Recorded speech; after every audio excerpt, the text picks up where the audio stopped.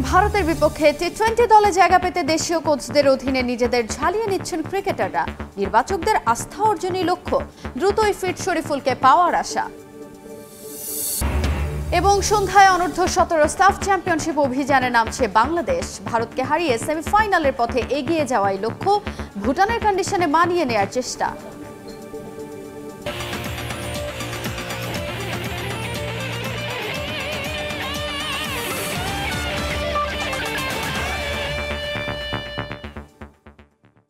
বিশ্বের নানা প্রান্তের খেলাধুলার খবর নিয়ে আমাদের নিয়মিত আয়োজন খেলার সময়, আর এই আয়োজনে আপনাদের সঙ্গে আছি আমি তাজিন খন্দকার। এই মুহূর্তে চিদম্বরম স্টেডিয়ামে আছেন রিপোর্টার মাহবুব রিমন। ম্যাচের সবশেষ খবর জানতে সরাসরি যাচ্ছি তার কাছে। রিমন, টাইগার ব্যাটারদের আলাদা করে বলে টপ অর্ডার ব্যাটারদের সেই চিরাচরিত দৃশ্য পাকিস্তানের বিপক্ষে আমরা যেমনটা দেখেছিলাম দ্বিতীয় টেস্টে 26 রানে 6 উইকেট পড়েছিল। এখানেও কিন্তু এখন পর্যন্ত দলীয় স্কোরবোর্ডে 44 রান 5 উইকেট পড়ে গিয়েছে। উইকেট পড়তেই পারে, তবে আউট হওয়ার যেমন ধরন আমরা দেখেছি, বিশেষ করে একটার চাইতে আর একটা বেশি দৃষ্টিকটু। প্রথম 3 উইকেটের 3টাই বোল্ড ছিল এবং যেভাবে সাদমান শুরু করেছিলেন, বিশেষ করে সিরাজকে তিনি একেবারে রিড করতে পারেননি। তারপরে জাকির, মুমিনুল তো গোল্ডেন ডাকে ফিরে গেছেন। অভিজ্ঞ মুশফিকের দিকে সবাই তাকিয়েছিলেন, মুশফিকও কিছু করতে পারেনি, শান্ত একটু চেষ্টা করেছিলেন। সব মিলিয়ে কিন্তু প্রচণ্ড রোদ আছে চেন্নাইয়ের চিদাম্বরমে, কিন্তু সেই ফায়দাটা কিন্তু টাইগার ব্যাটসম্যানরা নিতে পারেনি। গতকাল আমরা যেমনটা দেখেছিলাম আকাশ জুড়ে একটা মেঘলা আবহাওয়া ছিল, সেই মেঘলার যে একটা সুবিধা উইকেট থেকে তুলে নিয়েছিলেন টাইগার পেসাররা। আজ হয়তো আশা করা গিয়েছিল যেহেতু রোদ আছে আকাশে, হয়তো বা এখানে ব্যাটসম্যানরা হয়তো ভালো করতে পারবে, যেমনটা করেছিল রবিচন্দ্র অশ্বিন এবং রবীন্দ্র জাদেজা ভারতের হয়ে। কিন্তু আসলে এখনও বাংলাদেশের স্বীকৃত আরও একজন ব্যাটসম্যান রয়েছে, জানে যে বাংলাদেশ 8টা জেনুইন ব্যাটসম্যান নিয়ে খেলছে। 376 রান করেছে ভারত।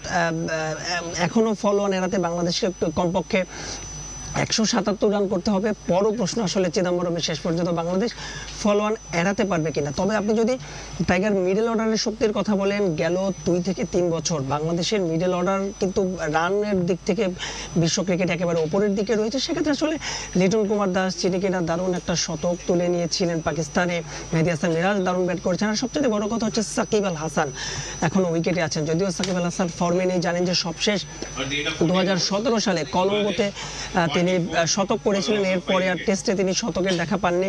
সাকিব আল হাসানের ব্যাটের দিকে তাকিয়ে থাকবে বাংলাদেশ। এই ম্যাচে যদি সাকিবের ব্যাটে একটা ইতিবাচক রান পায়, তবে সেটা যে শুধুমাত্র সাকিবের জন্যই ইতিবাচক হবে তাই নয়, বাংলাদেশ দলের জন্য ইতিবাচক হবে। তবে উইকেট বলছে অনেক বড় চ্যালেঞ্জ। এরপরে মেহেদী হাসান মিরাজ রয়েছে, লিটন কুমার দাসের কথা বলছিলাম, অনেক বড় চ্যালেঞ্জ অপেক্ষা করছে। তবে দিনের শুরুতে আসলে যেভাবে তাসকিন আহমেদ বোলিং করেছেন, হাসান মাহমুদের তো রিপোর্টই আপনারা দেখলেন, প্রথম বাংলাদেশি বোলার হিসেবে যিনি কিনা 5 উইকেট তুলে নিয়েছেন ভারতের মাটিতে।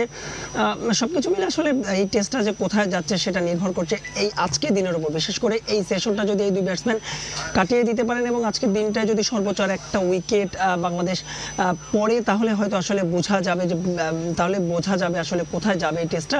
এবার একটু দর্শকদের যদি কথা বলি, সকালবেলা আমরা যেমনটা দেখেছিলাম যে দর্শকদের দীর্ঘ সে লাইন কিছুক্ষণ আগে আমরা বাইরে এসে দেখেছি। তবে নিরাপত্তা নিয়ে একটু আলাদা করে বলতে চাই। জানেন যে এই সিরিজ নিয়ে কট্টরপন্থী যে হিন্দু গোষ্ঠীগুলো রয়েছে তাদের একটা হুমকি রয়েছে, তবে সেই হুমকি কিন্তু এই চেন্নাইয়ে ছিল না। তবে আজকের ব্যাপারটা কিন্তু একেবারেই আলাদা। আমরা যখন সকালবেলা স্টেডিয়ামে প্রবেশ করেছি, আমাদেরও প্রায় 3 থেকে 4 স্তরের নিরাপত্তা তল্লাশি ভেদ করে তারপর কিন্তু ঢুকতে হয়েছে এবং চারপাশে দেখেছি যে প্রচুর পুলিশি পাহারা, যেটা কিন্তু আবার আমরা গতকালকে দেখিনি। আমরা আসলে জানার চেষ্টা করেছিলাম যে হঠাৎ করেই কেন এমন নিরাপত্তা বাড়ানো হলো, কোনো হুমকি আছে কিনা। তবে এই বিষয়ে আসলে কেউ কোনো কথা বলেনি। তবে আমরা যত জানতে পেরেছি সেটি হচ্ছে নিরাপত্তার আসলে বাংলাদেশ দলকে যেহেতু একটা হুমকি রয়েছে পুরো সিরিজটা বাতিলেরই, তাই তারা আসলে সেই বাড়তি সতর্কতা হিসেবে কিন্তু নিরাপত্তার ব্যবস্থা অনেক বেশি জোরদার করছে। আবার একটু ম্যাচের কথায় ফিরি, যেভাবে মানে বল করছেন, বিশেষ করে এই উইকেটে চেন্নাইয়ের চিদম্বরমে আমরা যদি সেরা 15 জন বোলারের কথা, হাইয়েস্ট উইকেট টেকার বোলারের কথা বলি, সেই 15 জনের মধ্যে 13 জনই কিন্তু স্পিনার, এবং সেই 2 স্পিনার রবিচন্দ্র অশ্বিন এবং রবীন্দ্র জাদেজা, এরাও কিন্তু সেই 13 জনের তালিকায় আছে।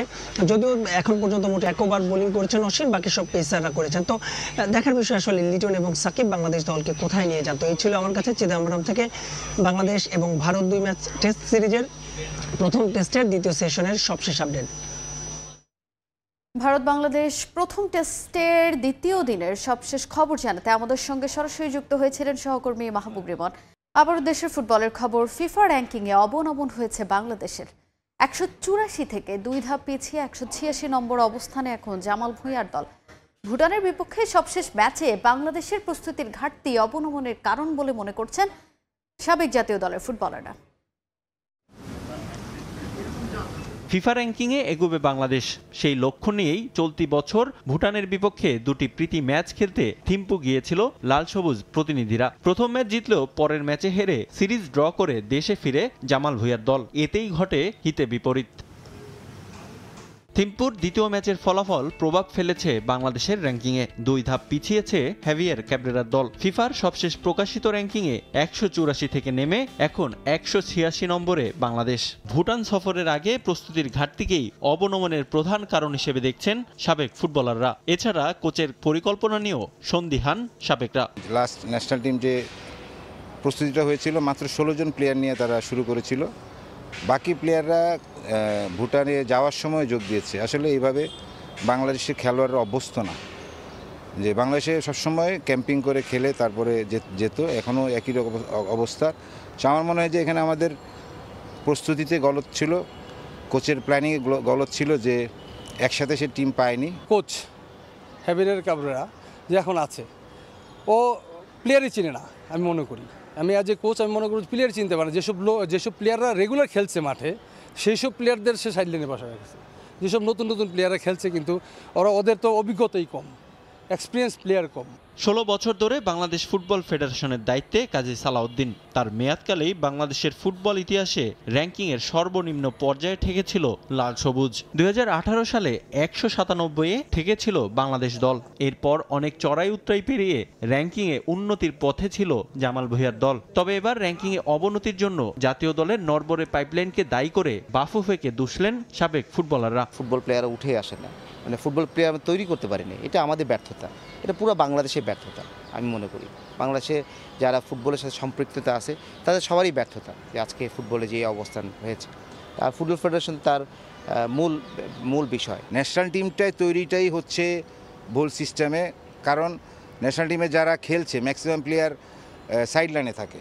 ন্যাশনাল টিমে যারা কল পাচ্ছে, যারা যাচ্ছে, তারা লোকাল ফুটবলের বেস্ট 11-এ খেলছে না, এমনও প্লেয়াররা যাচ্ছে। তো যারা লিগে পারফর্ম করবে তাদেরকে নিয়েই আমার মনে হয় যে সামনের দিকে দেখা উচিত। এদিকে র্যাঙ্কিংয়ে 1 থেকে 15 নম্বরে থাকা দলগুলোর অবস্থান অপরিবর্তিত। শীর্ষস্থান ধরে রেখেছে বিশ্ব চ্যাম্পিয়ন আর্জেন্টিনা। রিফাতুল ইসলাম মিরন, সময় সংবাদ, ঢাকা। আবারও আবাহনীর ম্যানেজারের দায়িত্বে সত্যজিৎ দাস রূপুকে ফেরালো ক্লাবটির পরিচালনা পর্ষদ। কাজী নাবিল আহমেদ আত্মগোপনে থাকায় পরিচালক করা হয়েছে তার অনুজ কাজী ইনাম আহমেদকে। সরকার পরিবর্তনের পর নানা সমস্যায় জর্জরিত আবাহনী নতুন মৌসুমে বিদেশিদের ছাড়া শুধু দেশীয় ফুটবলারদের ওপরে আস্থা রেখেছে। অনূর্ধ্ব-20 সাফজয়ী কোচ মারুফুল হক দায়িত্ব নেয় উজ্জীবিত ক্লাব। তাকে নিয়ে বিপিএলের শিরোপা রেসে থাকার লক্ষ্য আকাশী নীল জার্সিধারীদের। বাংলাদেশ প্রিমিয়ার লিগ ফুটবলের সবচেয়ে সফল দল আবাহনীর গেল মৌসুমটা কেটেছে শিরোপা ছাড়াই। লিগে 18 ম্যাচে 9 জয়ে 32 পয়েন্ট নিয়ে তৃতীয় হয়ে শেষ হয়েছিল আকাশী নীল জার্সিধারীদের মিশন। স্বাধীনতা কাপ, ফেডারেশন কাপেও ছিল ব্যর্থ। কোচ পরিবর্তন করেও ভাগ্য ফেরাতে পারেনি আকাশী নীলরা।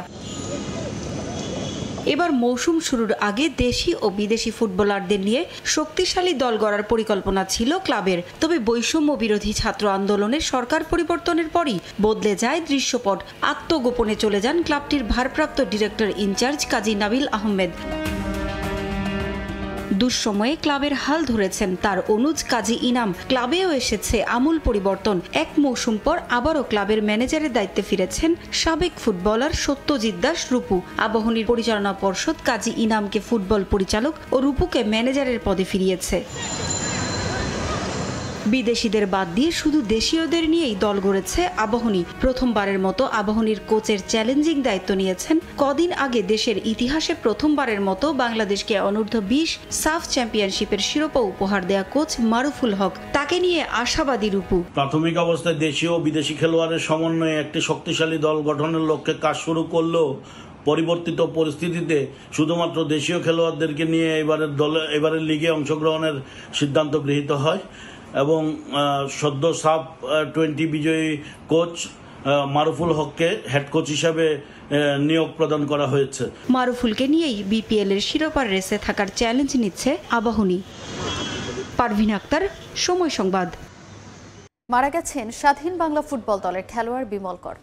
বৃহস্পতিবার রাজধানীর কেন্দ্রীয় সামরিক হাসপাতালে শেষ নিঃশ্বাস ত্যাগ করেন তিনি। দীর্ঘদিন ধরে বার্ধক্যজনিত অসুস্থতায় ভুগছিলেন সাবেক এই ফুটবলার। বাংলাদেশ ফুটবল ফেডারেশন ভবনে তাকে গার্ড অব অনার প্রদান করা হয়। এ সময় উপস্থিত ছিলেন তার পরিবারও। 1971 সালে মুক্তিযুদ্ধের সময় স্বাধীন বাংলা ফুটবল দলের সক্রিয় সদস্য ছিলেন বিমল কর।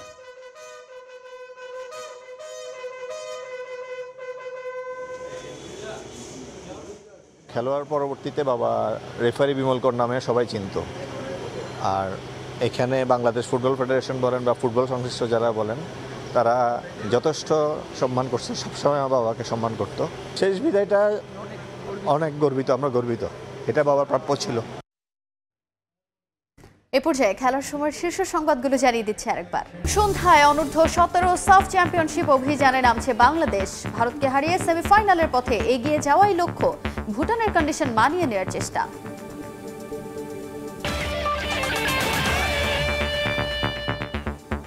এই ছিল খেলার সময়। সঙ্গেই থাকুন সময়ের।